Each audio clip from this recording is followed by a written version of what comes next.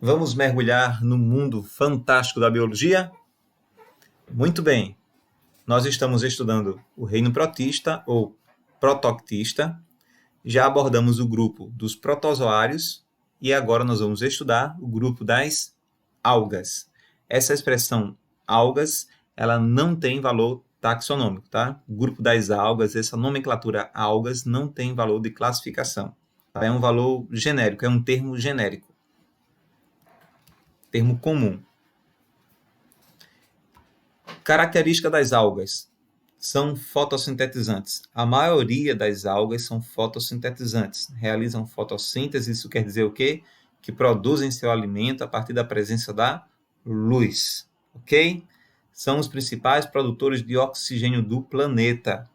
Então, os principais produtores de oxigênio do planeta são as algas. Professor, mas eu já ouvi falar que a Amazônia era o pulmão do mundo, que as florestas são o pulmão do mundo. Olha, gente, as florestas são muito importantes. Isso é, de fato, são importantes, devido à conservação da fauna, dos animais, à conservação da flora, dos vegetais, do equilíbrio do ambiente, do clima, certa manutenção do clima. As florestas são de extrema importância porque elas garantem a nossa biodiversidade. Mas com relação à produção de oxigênio, o pulmão do mundo não são as florestas, mas o pulmão do mundo são as algas. O pulmão do mundo são os oceanos, porque 70% do planeta é coberto pelos oceanos, tá? E lá nos oceanos existem as algas, que são os grandes produtores de oxigênio. Tá bom assim? Todo mundo entendeu? Tranquilo?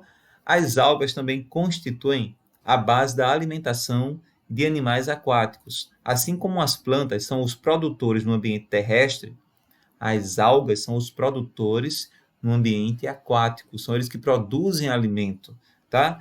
Então, as algas são muito importantes porque são os produtores da cadeia alimentar aquática, assim como as plantas são os produtores da cadeia alimentar terrestre, tá? Então, constituem a base da alimentação no ambiente aquático. Algumas espécies de algas são utilizadas na alimentação humana. Isso é verdade, nós vamos ver exemplos disso já já.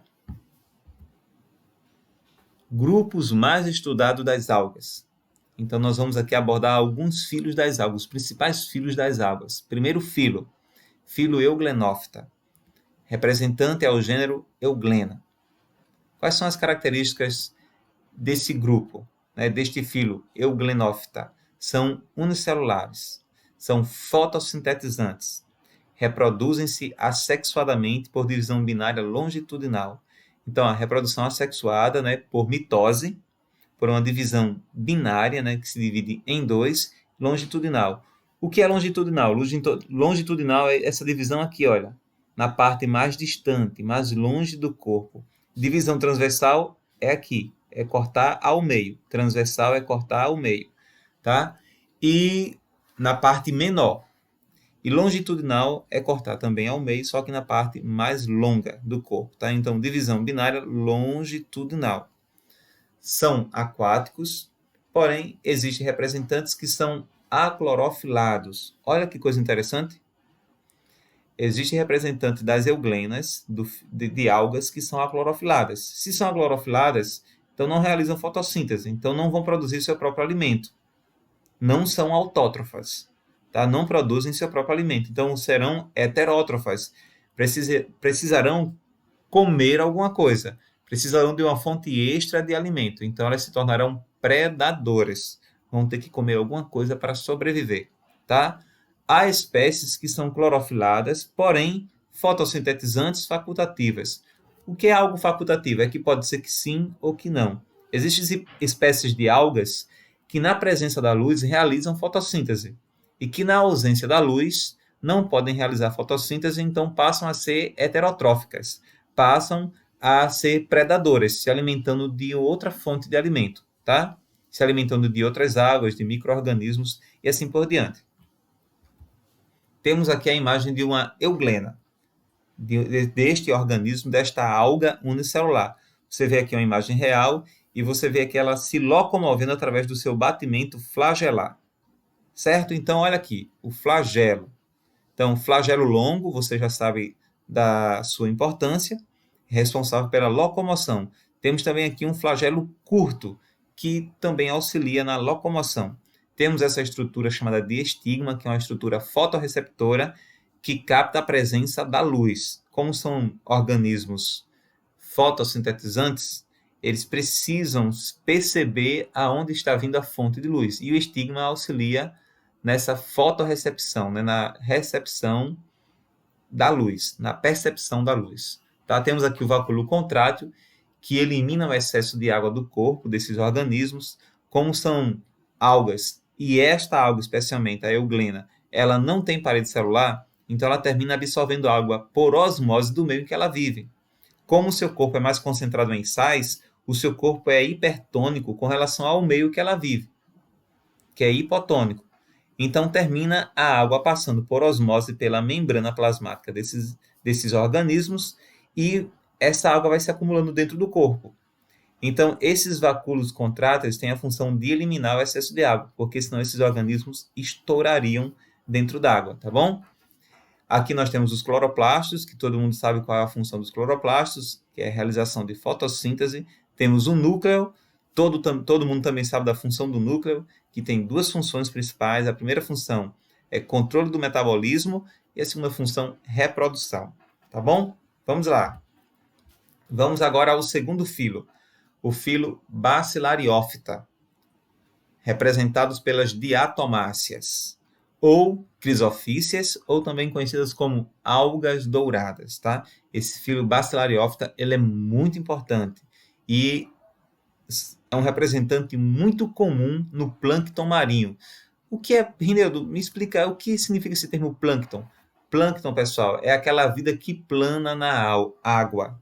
Então, aquela vida que plana, que vive flutuando na água, são os plânctons. Então, qual é a vida que vive flutuando na água? Larvas de peixes, larvas de crustáceos, que são os alevinos, tá? As algas. Então, uma piscina, quando fica ali um tempo abandonada, a piscina vai ficando verde, né? Aquela capa verde sobre as águas, ali é o plâncton.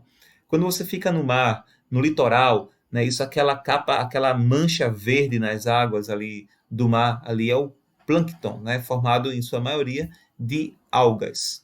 E também de larvas de peixes, larvas de crustáceos, larvas de moluscos e assim por diante. Essa vida que plana é o plâncton.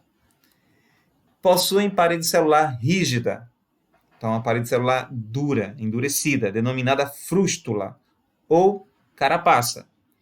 E essa frústula ou carapaça, ela é utilizada na fabricação de cosméticos, de filtros e produtos de polimento. Então, juntando essas carapaças de diatomáceas, elas formam tipo uma areia muito fina. E essa areia muito fina é utilizada para produzir cera para polimento, tá? Então, polimento de carros, né? Então, por exemplo, como é que eu tiro um arranhão maior no carro? Eu tiro um arranhão maior fazendo arranhões menores, que eu vou ralando aquela superfície e diminuindo aquele arranhão, certo? Então, o polimento do carro é justamente isso, vai fazendo pequenos arranhões bem fininhos, que vai jovem, mais conservada, tá? E removendo os grandes arranhões, fazendo pequenos arranhões, arranhões menores, arranhões microscópicos, tá certo? Então, a carapaça, né, rígida desses organismos, dessas algas do filo Bacillariophyta, são utilizadas para produtos de polimento, para filtros, como se trata de uma areia muito fina, também é utilizada como filtro, tá? E produção também de cosméticos, tá? Então, ok. São unicelulares, podendo também formar colônias, a exemplo dessas imagens que nós estamos vendo aqui, tá? Uma colônia de diatomáceas. A reprodução pode ser assexuada por divisão binária ou sexuada, através da formação de gametas. Então, você observa aqui algumas imagens de frústulas, né? Ou carapaças, né? Das diatomáceas. Olha como são perfeitas, né? Cada arranjo, cada desenho, formas geométricas perfeitas. Algo muito encantador. E a união, a junção de todas essas carapaças, você vai ter aqui, ó, uma formação de uma estrutura, né, de um composto arenoso, certo? Que esse composto arenoso vai ser utilizado na fabricação de filtros, né? essa areia para filtrar e também de ceras para polimento e alguns cosméticos. Então, se eu pegasse um pouquinho dessa areia e colocasse ao microscópio, no microscópio, né, você ia ver aqui, ó, essas estruturas encantadoras. Philodinophyta. Compreende os dinoflagelados. Então, dino significa terrível, flagelos, né? Flagelados terríveis, porque eles têm umas formas físicas, né, bem estranhas, bem diferentes, né?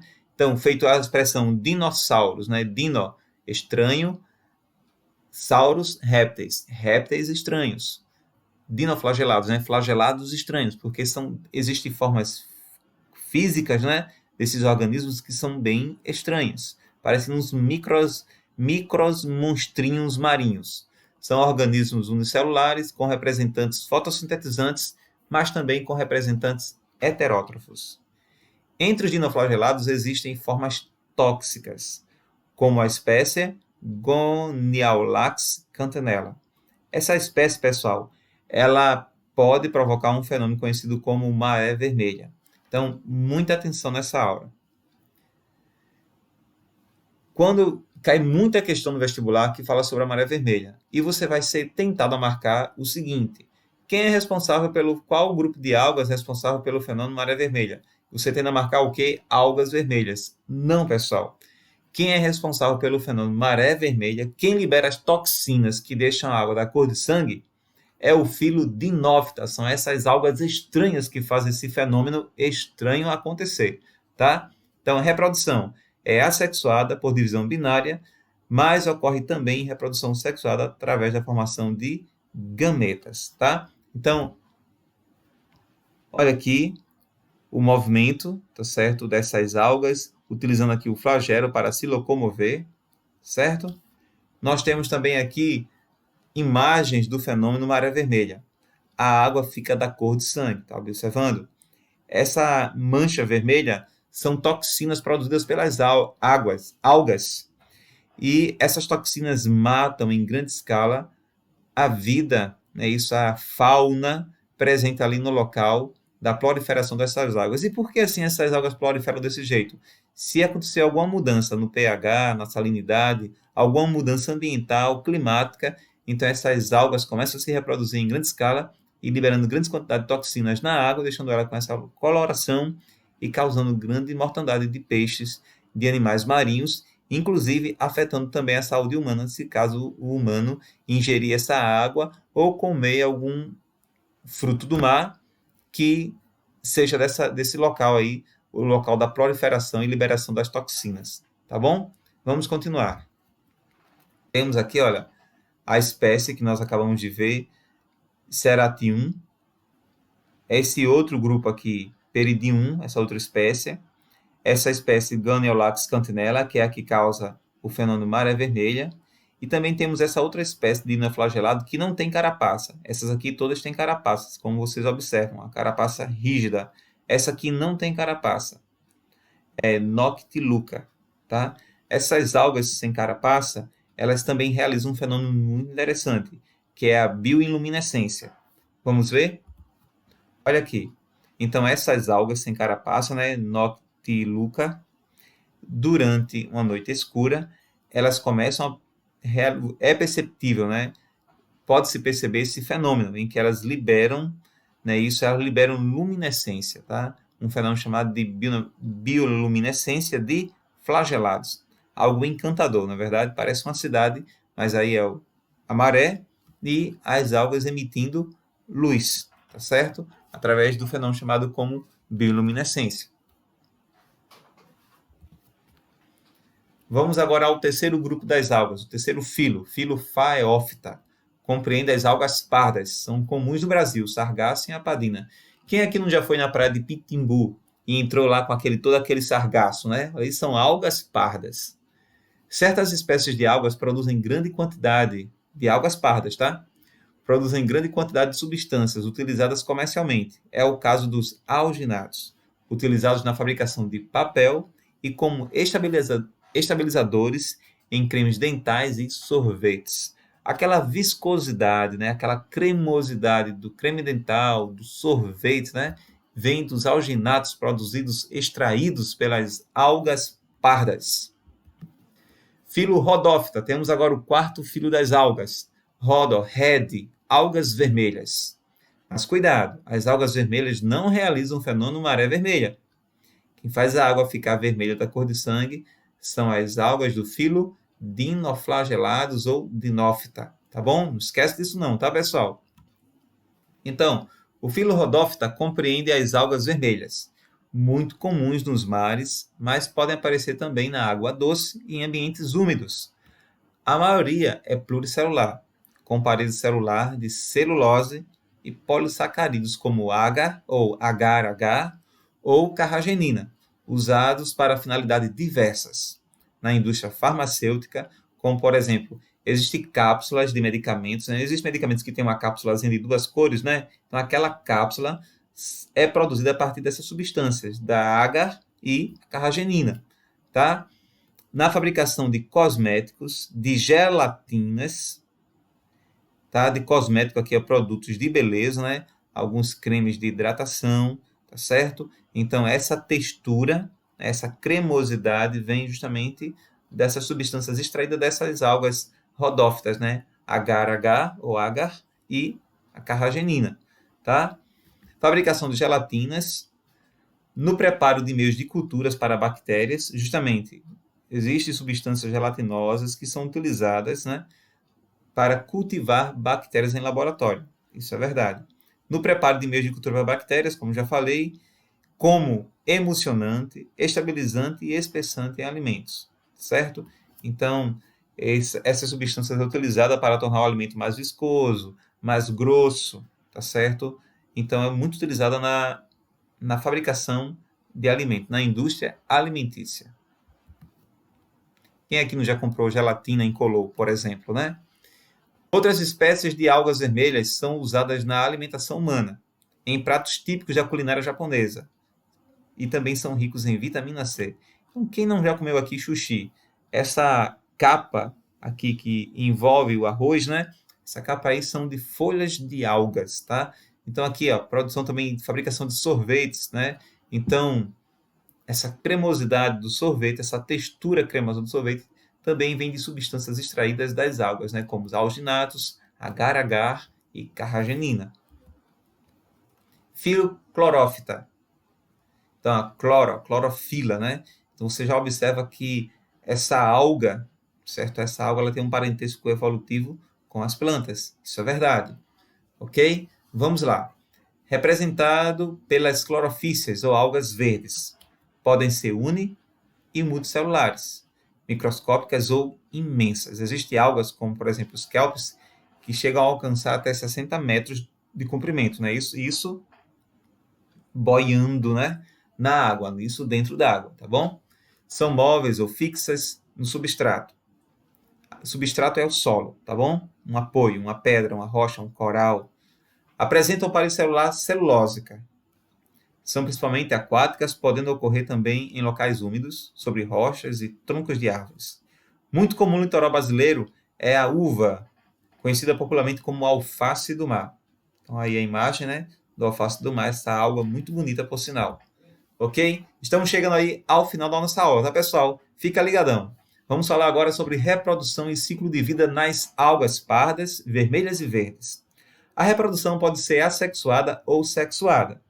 Como nós já vimos vários exemplos, né? A reprodução assexuada pode ocorrer por bipartição nas algas unicelulares e por fragmentação ou esporulação nas algas multicelulares.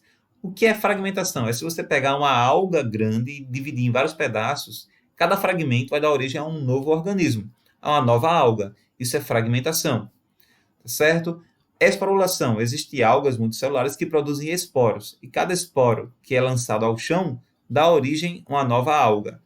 Na reprodução por esporulação, há a formação de esporos. Exemplo, temos aqui as algas verdes filamentosas do gênero Ulotrix, que vivem presas ao substrato. Vamos ver aqui essa imagem. Olha aqui essas algas, né? Elas formam esses filamentos verdes que, no aumento do microscópio, formam essas estruturas aqui, ó, filamentosas, tá?